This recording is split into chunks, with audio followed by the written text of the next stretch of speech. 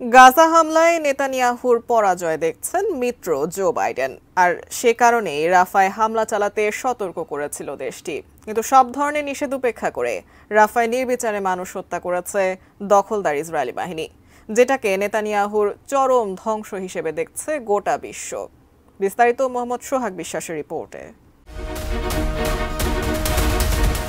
ফিলিস্তিনের রাফা এলাকায় লড়াইয়ে এক ইসরায়েলি সেনা নিহত হয়েছে। সেনা নিহত হওয়ার খবরটি দেশটির সামরিক বাহিনী জানিয়েছে। গত সপ্তাহে গাজার সর্বদক্ষিণে ওই এলাকায় শুরু করা স্থল অভিযানে এই প্রথম কোনো ইসরায়েলি সেনা নিহত হলো। এক বিবৃতিতে ইসরায়েলের সামরিক বাহিনী জানিয়েছে, নিহত ওই সেনার নাম সার্জেন্ট আইরা ইয়ারজিসপান। ১৯ বছর বয়সী আইরা ইসরায়েলের পেতা তিফকা এলাকার বাসিন্দা।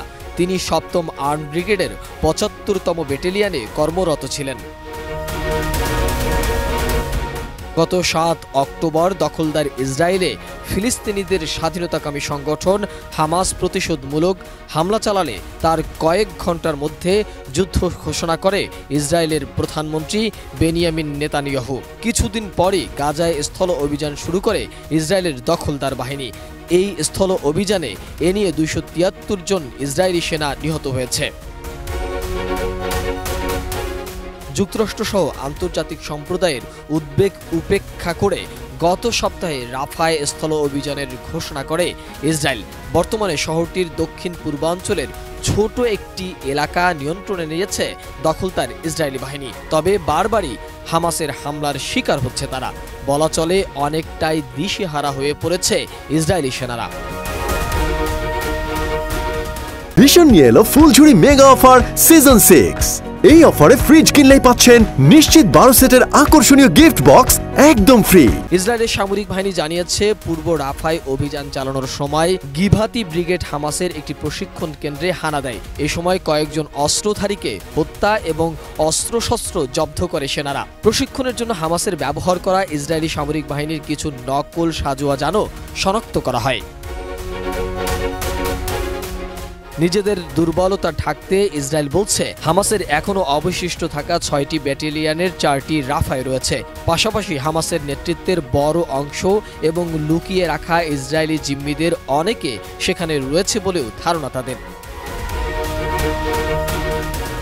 দখলদার ইসরায়েলের হামলার মুখে উত্তর ও গাজা থেকে প্রায় 10 লাখ সাধারণ মানুষ রাফায় আশ্রয় নিয়েছিল।